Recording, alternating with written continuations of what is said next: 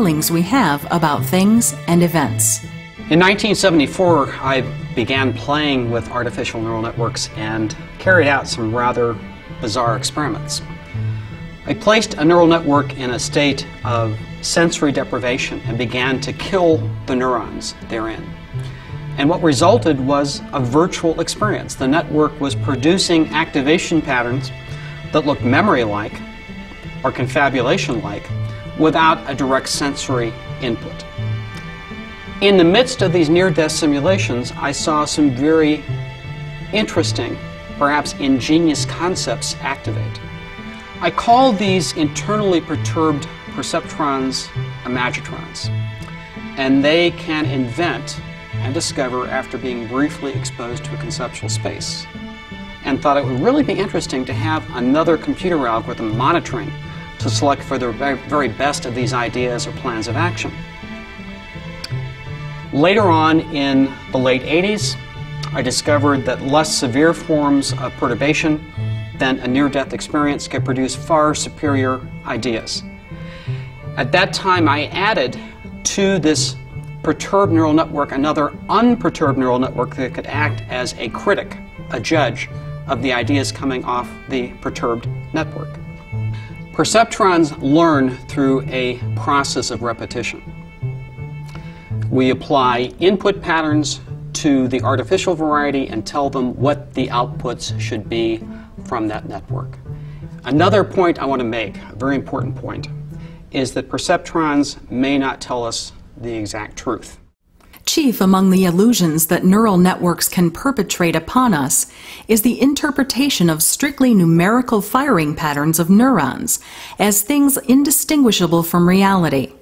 So in actuality, there are only blinking neurons, but to you, they are the sound or sight of a loved one. Thaler began experimenting with other ways of seeding ideas upon transient synaptic disturbances within a trained perceptron. He disrupted the system by making small modulations to the weight of the connections between nodes. In other words, he added noise to the otherwise quiet mind of the neural net. Such random disturbances stimulated false memories or confabulations within the network, many of which qualified as potentially interesting concepts. He called these idea-generating perceptrons imagitrons. Thaler named the combination of these two systems the creativity machine. In the most general terms, a creativity machine is a two-box system. Imagine one box is shown everything it can possibly know about a conceptual space. When it's perturbed at the right level, it generates new ideas that are generalized from that original conceptual space. The second box is taught to connect these potential ideas, these patterns, with their goodness, and that can be done either in a mentored style or accidentally. When we marry the two boxes together, they launch into a dialogue in which the former generates ideas, the second box critiques these ideas and steers the first box in the most lucrative direction. Musical composition can be done rather readily. We could show an imaginatron examples of top 10 melodies over the last 30 years. It would rapidly capture, and I'm talking about seconds, minutes worth of time, the zen, if you will, of what constitutes a good melody.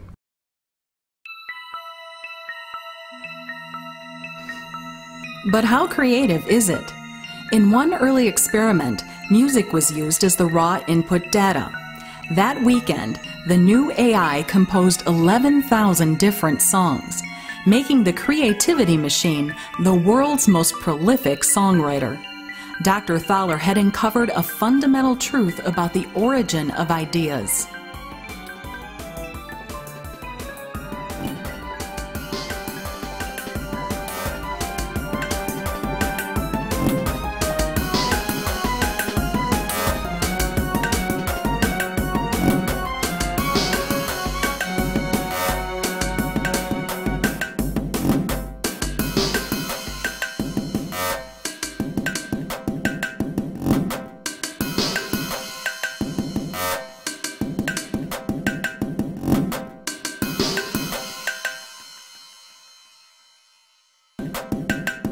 The interesting thing is that because music is sort of based on mathematics, the arpeggiation, I sort of love sort of how it deals with notes. Using a computer and a human together can make a beautiful piece of music, you know. I think there's definitely something behind it. It's matching science and art together, which I think is a great thing. The Earth is not the center of the universe. Man descended from the apes. Mass can be converted to energy and vice versa, or space-time is curved around massive objects. The great discovery I'm about to tell you about is that man's greatest thoughts, including all of these earth-shattering notions, are achieved via conversation between biological neural networks. And the main driver of that thought process is nothing but lowly noise in the machine. There are generally only two components to consciousness. The first of these is the spontaneous succession of images, sounds, sensations, and abstract thought that seems to miraculously appear from out of nowhere, what we call a stream of consciousness. The second of these components is what philosophers call the subjective feel of consciousness. What they typically argue is the most sublime aspect of consciousness that can never be attained in machines. The parallels with the creativity machine are unmistakable. The creativity machine emulates some of the major feedback loops in the brain that produce thought. The cortex is bathed in heat, which in turn causes the diffusion of neurotransmitters through the synaptic clefts, driving it through a multimedia show. The thalamus, described by many as the eyeball within the brain, is connected to the cortex and in effect watching this multimedia show. And it has the ability to interact via this feedback loop with the cortex to drive it in various directions that are interesting to it. So in effect, the creativity machine is implemented within the brain. And when you think about the creativity machine as a model of cognition and intelligence, you basically need these two pieces.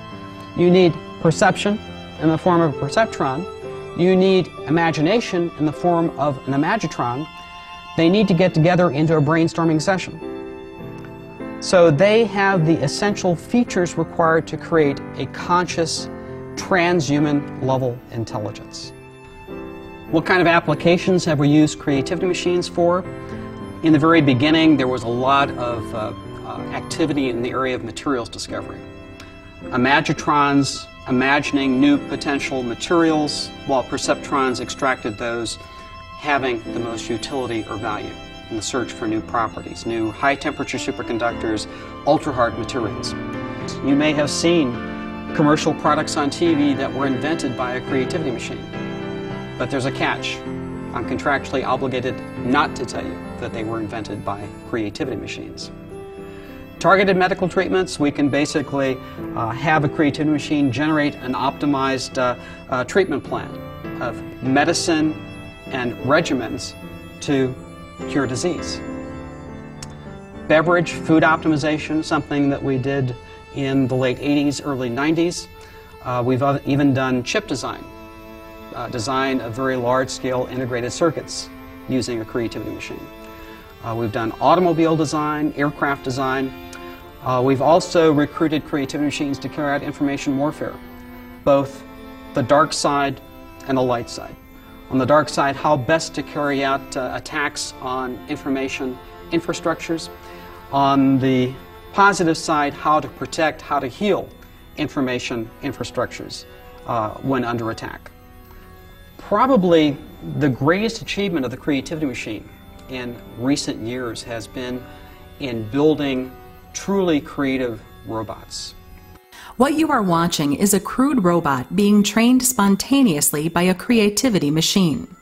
Unlike popular humanoid robots controlled by human programming, this robot is in a sense dreaming and creating new ideas and plans of action. To achieve this behavior with conventional programming would be an immense task for any software designer. The creativity machine was able to accomplish it in minutes. I think you're all aware that there are some popular science writers out there that are predicting phenomenal AI in 25 years. I've been told by people who are very